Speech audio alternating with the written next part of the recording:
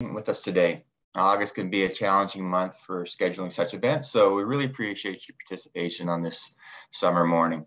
So welcome to our live music stream webinar for the Ontario Music Investment Fund, or OMIF for short. My name is Ward Diltz, and I'm joined by my colleague Aisha Wickham. We are two of the three program consultants for the Ontario Music Office at Ontario Creates, which administers the OMIF. For those of you who are not familiar with us, Ontario Creates is an agency of the Government of Ontario that facilitates economic development, investment, collaboration in Ontario's creative industries, including the music, book, magazine, film, television, and interactive digital media sectors. For today's session, we'll take you through an overview of the live music stream. The presentation will take approximately 35 minutes, and then we'll open up the session to take your questions. We'll have our cameras off for the presentation, and we'll turn them back on for the Q&A portion. In order to best manage the Q&A period, we ask that you please type your questions in the Q&A box at any time during the presentation. And our colleague, Amrit Randhava, who is our program coordinator for the live music stream, will assist in ensuring your questions are answered at the end of the presentation. We ask that you please keep your questions relevant to the overall audience as possible. For questions that are unique or specific to your company, we would ask that you just follow up with us after the session so we can provide you a more tailored response to your particular situation. If a question comes to you after the session, you can always contact us later by email or phone. After the September 15th session, we'll be posting this presentation, both the slide deck and the recording, on the live music page of the website for your reference. But we must reiterate the importance of reviewing the guidelines in detail. This presentation does not replace the guidelines. It just gives a little bit of character. And now I'll pass it over to Aisha to get us started. Thank you, Ward. So in 2020 and 2021, the OMIF replaced the former Ontario Music Fund, and it reflects current government objectives. Broadly, the OMIF is intended to provide targeted economic development investment to the province's vibrant and diverse music industry, with a strong focus on supporting company and industry growth and developing emerging artists. The program's three streams are tailored to different parts of the industry.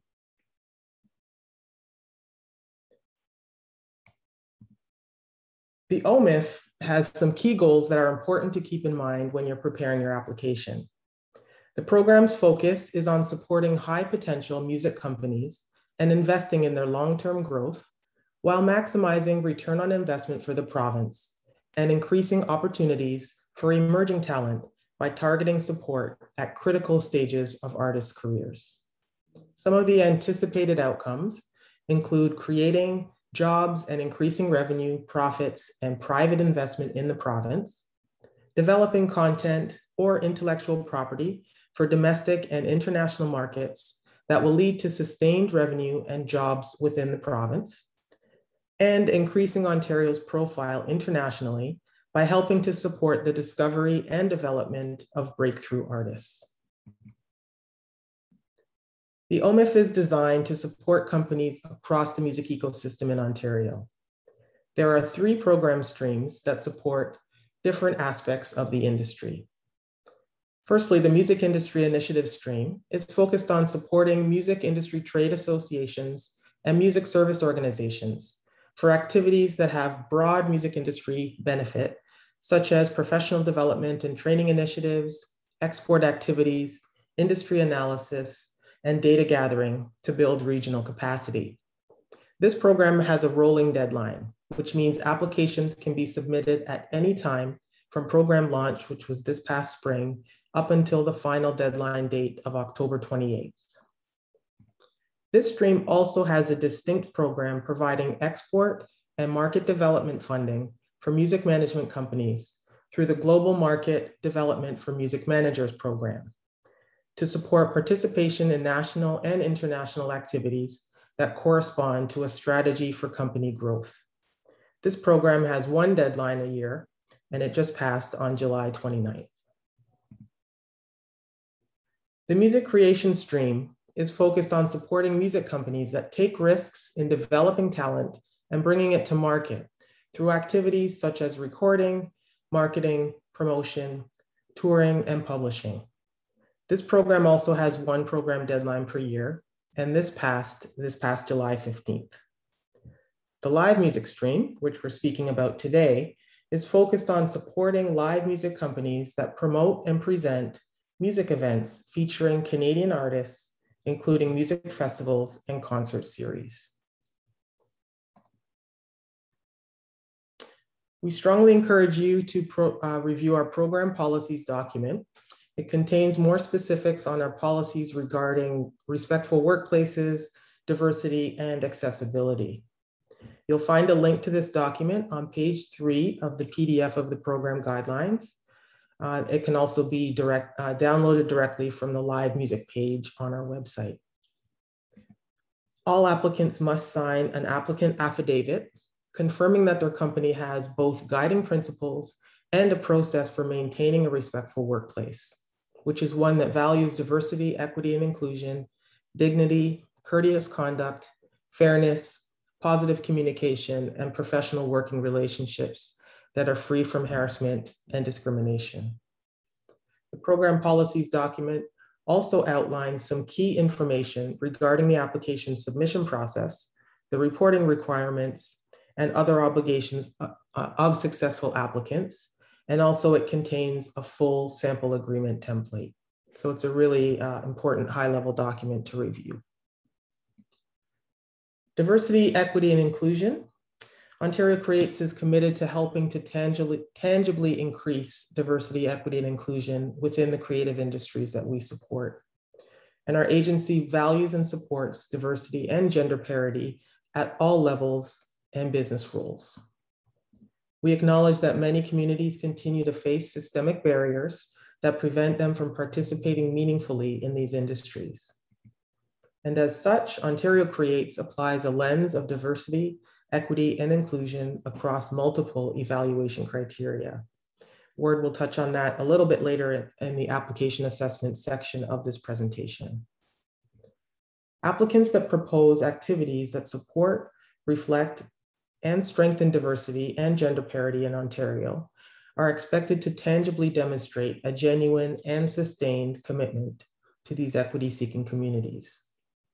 And further, Ontario Creates encourages applications from companies and associations that are led by Black and Indigenous individuals, people of color, Francophone individuals, and applicants that otherwise meet the provincial definition of diversity, which you'll also find on page 2 of the program policies document. Exceptions to the program's eligibility requirements may be considered for applications from organizations among these equity-seeking communities. We encourage stakeholders from any of these communities to reach out to us ideally at least 3 weeks ahead of the application deadline to discuss your particular situation.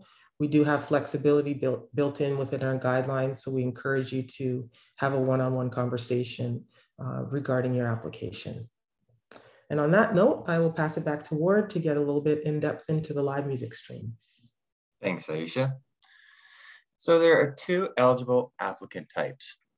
If you're a domestic music promoter, presenter, or festival with revenues under 1 million, or a promoter presenter who does not meet the eligibility criteria for the Reconnect Festival and Event Program, and that was known as Celebrate Ontario prior to COVID-19 pandemic, then you may submit an application to the OMIF. If you fall into the first category, that is, if your revenues are under 1 million and you meet the eligibility criteria for both OMIF and Reconnect, you may not receive funding from both programs for the same event in the same activity window. If you're a domestic music promoter, presenter, or festival with revenues over 1 million and meet the eligibility criteria for Reconnect, you are not eligible to apply to OMIF. And for domestic music promoters and presenters with revenues over 1 million who do not meet eligibility criteria for the Reconnect Festival and Event Program, then you may be considered for OMIF support. In addition, all applicants must have a minimum revenue of $25,000 from core business activities, be financially solvent and an ongoing entity for at least 2 years, have a head office permanent establishment in Ontario where creative and business decisions are made, have key management personnel who are Canadian citizens or permanent residents living in Ontario, and be in good standing with Ontario Creates. And this means for previous recipients, you're reporting on time and all documents are up to date. And finally, must be a music company. Although this seems obvious, your raison d'etre must be to present music, not a beer or a rib festival with a music stage or a community arts event.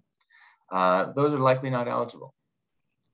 So please review the Appendix 1 of the guidelines for the detailed explanation of the eligibility requirements and ineligible applicant categories as well.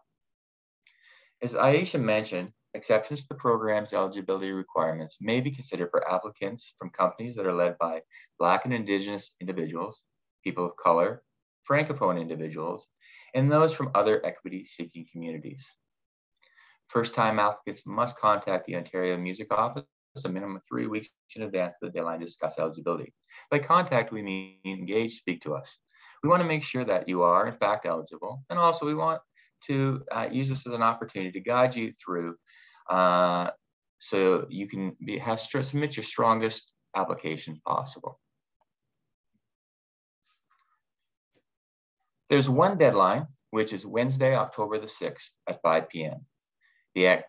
The eligible activity window, or the activities that you would be applying for, are through the period from December 1st, 2020 to November 31st, December 1st, 2021 to November 30th, 2022. This last year has just dropped away and I missed it completely. The OMIF contribution may not exceed 50% of the total approved budget, which means that we'll be able to match your investment dollar for dollar. Applicants may receive up to 40% of their company's 2-year average revenues to a maximum of $125,000. We'll touch on this later in the presentation, how to determine that calculation.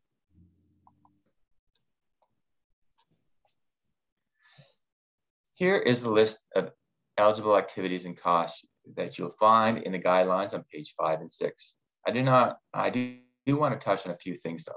You will notice that only Canadian artists fees are eligible. That's not to say that you cannot have international artists, but your international fees, they're just not eligible for support through this program. The administrative and overhead cost is up to a maximum of 25% of the total budget.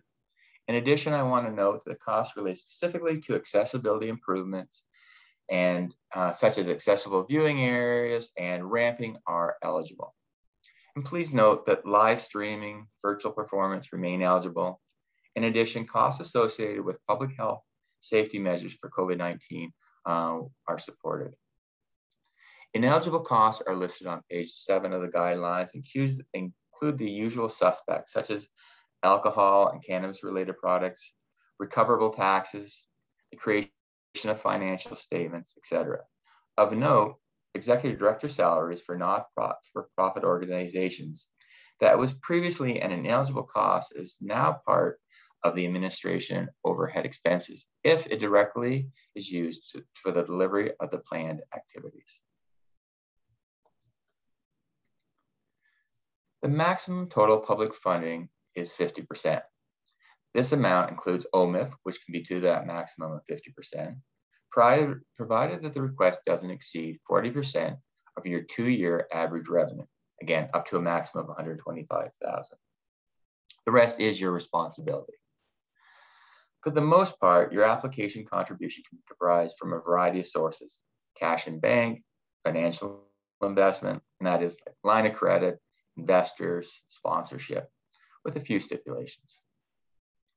No more than 25% of the total budget can be in the form of in-kind services. Applicants must contribute a minimum of 10% of the total projected activity budget from self-funded sources. And don't worry, we built in a few mechanisms in the budget template that'll help keep you in check. Before I hand it back to Aisha, I want to remind you that applicants bringing a higher percentage of non-government funding will be considered more favorably. It demonstrates sustainability and non-reliance on public support. Last program year, we created a new version of the activity budget template. that's intended to auto-calculate as much information as possible and present it in a clear manner. The first tab, that was a screenshot that we've got on the screen here, is the first tab of the budget template. It contains some, the first tab contains some brief instructions, and then you'll find this screenshot on the second tab, which is called the financing plan. This tab will guide you through a test, basically to ensure that you're adhering to all of the necessary financing parameters that Ward gave an overview of on the previous slide. And as you can see on the right side of the screen, we've built in a bit of a cheat sheet into the template, which clearly lists all of the relevant thresholds and percentages that are allowable. All you need to do on this tab is complete the cells that are highlighted in green, and the rest of the cells will auto-populate. Here's an example of how you determine your maximum funding request. Applicants may request up to 40% of their company's 2-year average revenues to the maximum of $125,000. As a result of the potential negative impact of COVID-19 on company revenues in 2020, however, we've provided 2 options for applicants to calculate their 2-year average revenues. We'll consider calculating it based on 40% of your 2020 and 2019 2-year average, the most 2 recently completed years, or will allow you to include your 2019 or 2018 2-year average. This is your choice. If you do decide to submit your 2019 and 2018 for the purposes of calculating your 2-year average, your 2020 statements still are due to us as part of your application submission. This requirement would simply be to help you calculate a higher 40% average request. And remember, as Ward indicated, if your revenues exceed $1 million and you meet the eligibility for the Reconnect program, you're not able to apply to the OMIF for support. So when all of the activity tabs have been completed correctly, so beyond the budget summary and financing tabs, you're able to populate specific activity tabs that contain all of the costs for the various activities that you're including in your application, whether it's one or multiple activities. When those have all been populated correctly, you'd need to come back to the financing plan tab to make sure all of the numbers reconcile and fit within the allowable parameters. And then the financing plan tab will show that all of the tests have been passed. If any of the figures do not reconcile, or if parameters are exceeded, red flags will appear like this. So please make sure that you have a screen that looks like this on your financing plan tab and not like this before you submit. The budget summary tab will auto-populate based on the amounts that are entered on each distinct activity tab. There's nothing you need to fill in on this tab. Everything will auto-populate from the activity tabs. You'll notice that for activity 1 in this example here, the OMIF request is only at 40% as the company happened to have secured $10,000 from their local municipality for the festival. And as Ward alluded to before, also sources of public funding cannot exceed 50% of the total budget. That's including the OMIF portion. This summary tab also provides a snapshot of your admin and overhead expenses and your in-kind or donated services. Like the sources of financing plan tab, a built-in test will indicate if there's any non-compliance with any of the financing plan parameters. So that was a lot to cover there. If you have any questions, please do ask in the Q&A session. I'm going to move on now to the application process. The application is only available through our online application portal, or OAP. If you're not already registered with a corporate profile, we do encourage you to set one up as soon as possible. That will give you access to the full entire application in its entirety, and you'll be able to start the process with submitting different components of your application. The OAP instructions can be found on the live music page of your website, and the email address that is on the next screen. If you need any technical support, you can email our IT department and they can guide you through the process. So just a quick overview of the various sections that are required as part of your application. Section 1 requests some basic company and contact information. Section 2 requests company details such as your ownership structure, names of the key management personnel, and information related to demonstrating eligibility as a domestic music promoter, presenter, or music festival in Ontario. Section 3 will request if you have a business plan. This is a mandatory supporting document for applicants that are requesting $50,000 or more. If you're requesting less than that, you can also choose to answer some business plan related questions as part of the application, as opposed to submitting a business plan document. And we'll speak a bit more on business plans shortly. Section 4 is where you're requested to provide the name and detailed description of each activity, also to outline the anticipated outcomes, as well as identify risk management and mitigation plans. We strongly recommend that you create the content for both the business plan section and the activity related sections in a separately saved Word or Google document so that you can simply copy and paste the information into the OAP template rather than typing in the information directly into the OAP text boxes. This ensures that you do have a backup copy saved. Then in section 5, you must acknowledge that your company either currently has or will be able to obtain at least $2 million in commercial general liability insurance coverage. This must be done before a legal grant agreement can be executed. And please note that we require commercial liability insurance, not event-specific insurance, which is different. Event insurance is part of your activities and could be part of your activity costs. Commercial liability insurance covers the entirety of your company for the entire year. There are also a number of supporting documents that are required as part of the application. The activity budget template, which we went through earlier in the presentation. Just a reminder to check that it has no red flags on any tabs before you upload it. That's an Excel document that's provided as a downloadable document within the application. Then there's a comparative company budget that we also ask you to supply. This can be created in your own document. It's basically a past, present, and future snapshot to show us actual revenues and expenses for the previous fiscal year or two, as well as a forecast of revenue and expenses that correspond to the current fiscal year. We also ask you to submit a business plan or strategic plan or the corresponding questions depending on your requested amount. We require your articles of incorporation, as well as financial statements. This is new, that internally prepared statements will be accepted for applicants that are requesting $15,000 or less. Again, this is an attempt to ensure that we're broadening the accessibility to our programs.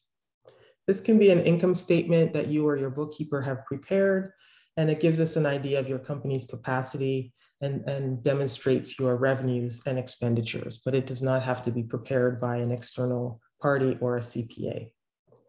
For requests that are above $15,000, a minimum notice to reader financial statements will be accepted. And these must be prepared by a CPA that is a member in good standing.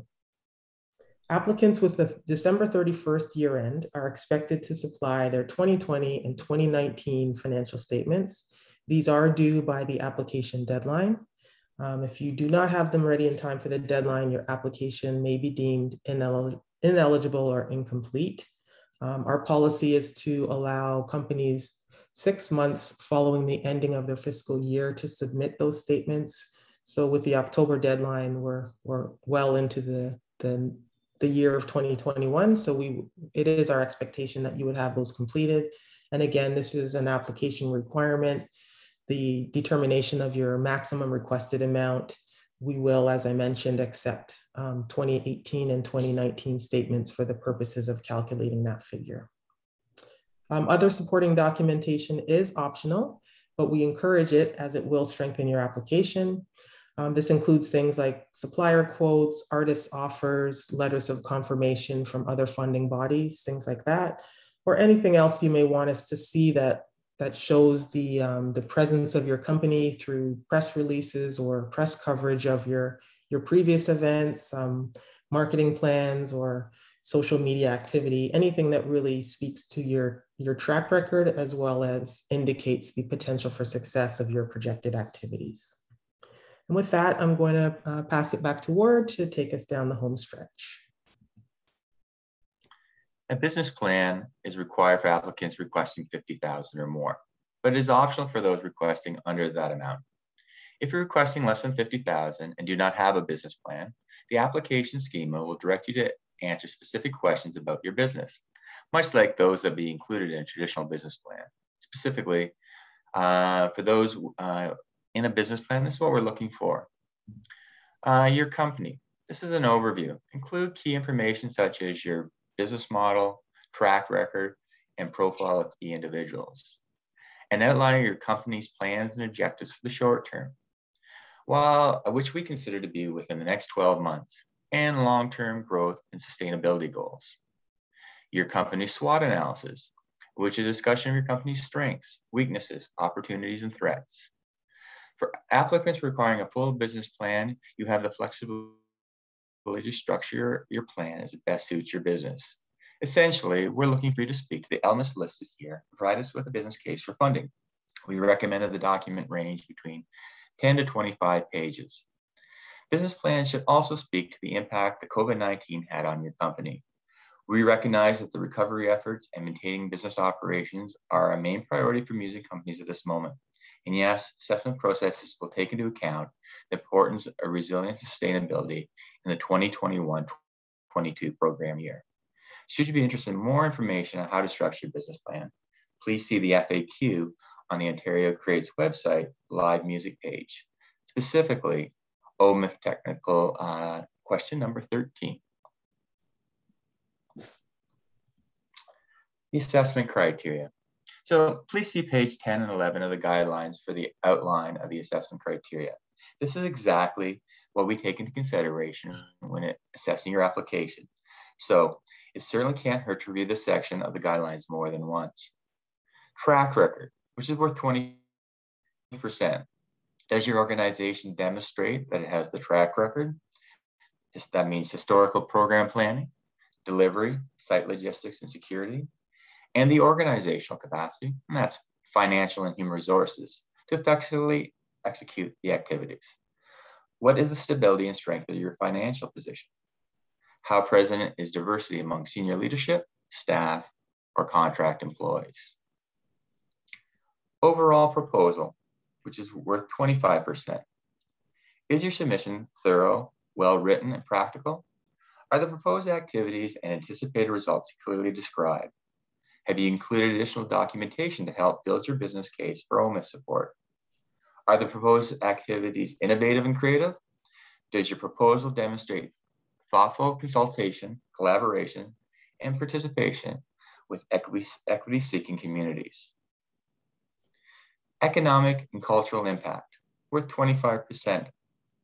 Are the expected results well documented in the application, including a description of tangible, measurable, and realistic goals, and a clear explanation of anticipated return on investment? Do the activities reflect the staging of new or expanded live music experiences? Also, what extent to which your activities have an accessibility plan that outlines the steps to remove barriers to accessibility? Resilience and sustainability, worth 15%. And this is the extent that your application just demonstrates forward-thinking strategic planning for long-term recovery, growth, and sustainability. And finally, support for emerging talent, 15%. Is your application focusing on programming emerging artists? Does your program reflect diversity? Tell us who you have secured or plan to secure, and be specific. Keep these questions in mind as you're crafting your application, because all the assessment criteria tie back to the programming objectives.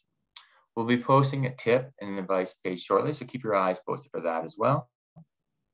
And that wraps up the end of the presentation. And now we'll take your questions.